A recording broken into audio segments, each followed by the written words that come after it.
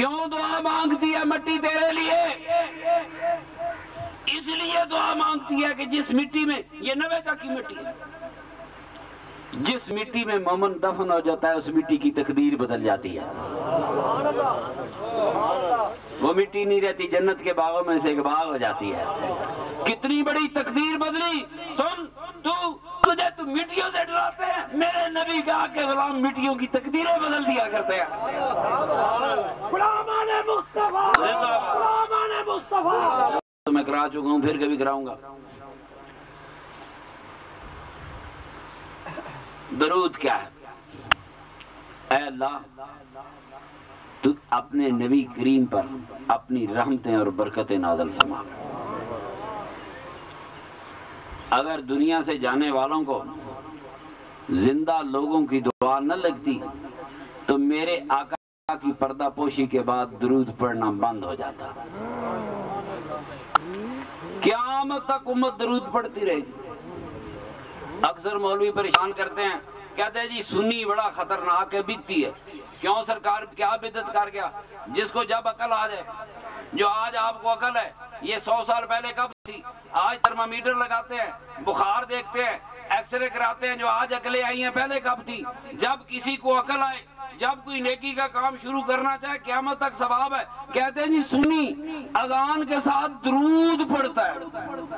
او درود ہے، کوئی 30 mm کا گولا تو نہیں ہے کہ مولوی کے کلیجے میں لگ گیا 30 mm کا بم لگ گیا۔ سنو میرے دوستو، تم مجھے بتاؤ اذان افضل ہے کہ درود افضل ہے؟ فضیلت کس کو ہے؟ کتنی نمازیں ہیں جو اذانوں کے بغیر ہو سکتی ہیں؟ گننے لگوں گا درجنوں ہے۔ یہ چاشت ہے، اشراق ہے، تہجد ہے، جنازہ ہے۔ عید دی بانگ نہیں ہوندے؟ کیوں؟ بغیر بانگو ہی نماز پڑھ چھٹی۔ سن، دنیا میں کتنی نمازیں ہیں جو بغیر اذان کے ہوتی ہے، مگر دنیا کی کوئی نماز بغیر درود کے ہو ہی نہیں سکتی۔ تکبیر، نعرہ رسالت، نعرہ رسالت۔ ہمیں درود پاک سکھایا کس نے؟ اللہ نے کہا نہیں،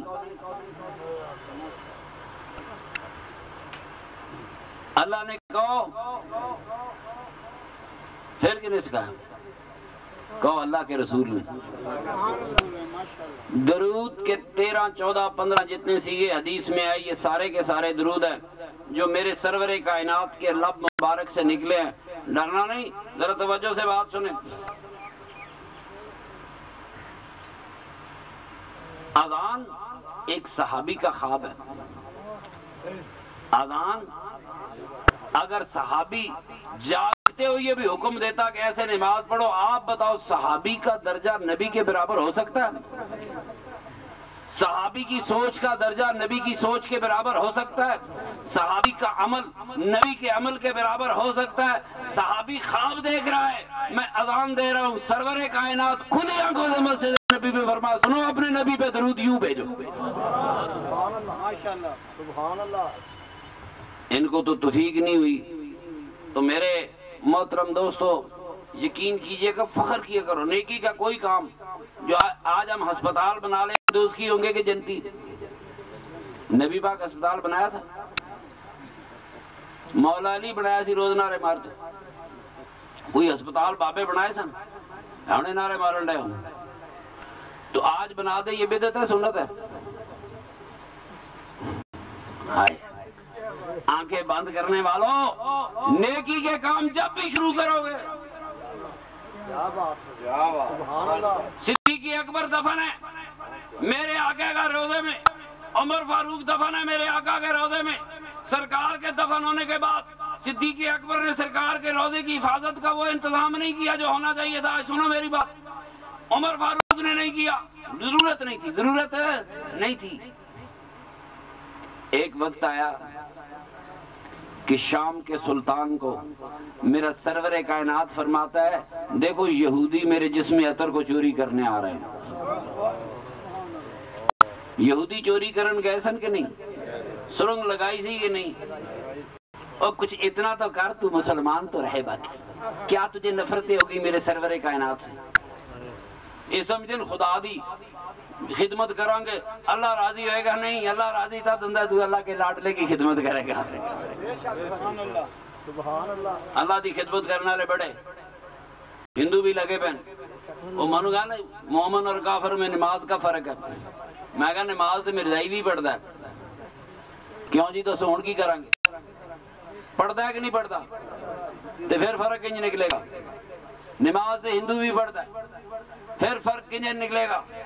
مومن اور کافر میں نماز کا فرق نہیں، عیسائی اور مسلمان میں نماز کا فرق نہیں، ہندو اور مسلمان کے نماز کا فرق نہیں، خدا کی قسم ساری دنیا کے مذہبوں ان کا اور ہمارا نماز کا فرق نہیں، فرق صرف میرے کملی والے کا ہے۔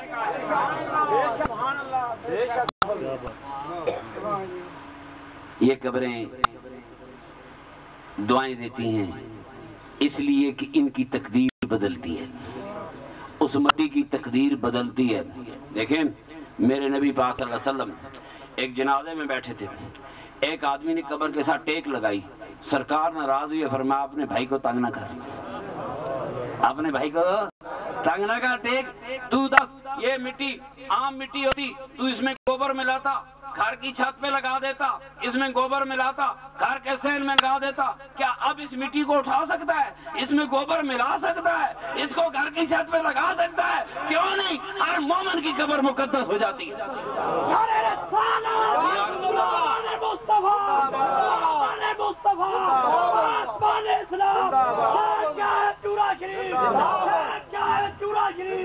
آج ایک بات پہ ہاتھ کھڑے کریں، میرے سرور کائنات کے غلام موتوں سے ڈرا نہیں کرتے،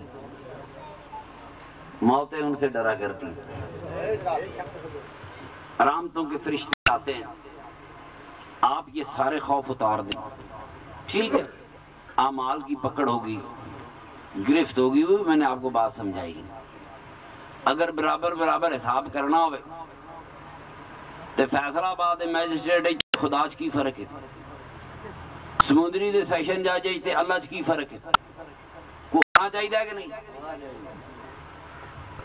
ٹائم بڑا آگے چلا گیا ہے، میں آپ کو ساری بات کھول کے سمجھاتا۔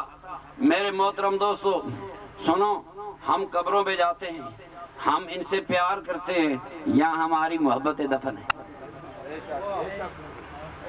میرے آقا نے فرمایا، پھر مولویوں نے پیٹ پہ جائے، کنز العمال کی حدیث ہے، میرے آقا نے فرمایا جمعے کے دن کوئی بچہ اپنے باپ کی قبر پہ جائے اور ایک مرتبہ یاسین شریف پڑھ کر اس کا ثواب اپنے باپ کو دے دے، اس بچے کی پچھلی پوری زندگی کے گناہ معاف ہو جاتے ہیں۔ کلوز کرتے کرتے ایک بات سمجھا جاؤں،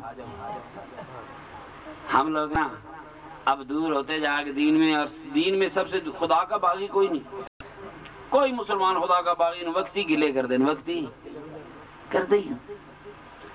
اگر جس ملک کی 40% آبادی غریب ہو، جس ملک کی 80% آبادی بغیر علاج کے مرتی ہو، ذہنوں میں بات آتی تو ہوگی، آپ میں سے کتنے لوگ ہیں جو قیمتی علاج کرا سکتے ہیں؟ جس ملک کی 80% آبادی بغیر علاج کے مرتی ہوگی، آپ دعائیں قبول کر رہے ہیں، یہ بڑے مشکل شعبے، کبھی بات چلے گی تو چلے گی، مشکل شعبے۔ میں صرف ایصال ثواب کے حوالے سے، عربوں کی تہذیب کے حوالے سے ایک بات کرتا ہوں، آج تک مولوی عربوں کی تہذیب اور اسلام کو علیحدہ نہیں کر سکے۔ میرے دوستو، میرے نبی کریم نے فرمایا لیلۃ القدر کی رات کو ہر مومن بخشا جائے گا سوائے 3 گروہوں کے، ان میں ایک اپنے ماں باپ کا گستاخ ہے۔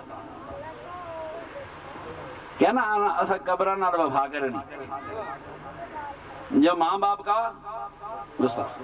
دوسرے 2 مجھے حیا آتی ہے، اسی قسم کے مجرم ہیں، کیا مثال دوں؟ 3 کیٹیگریاں رکھی،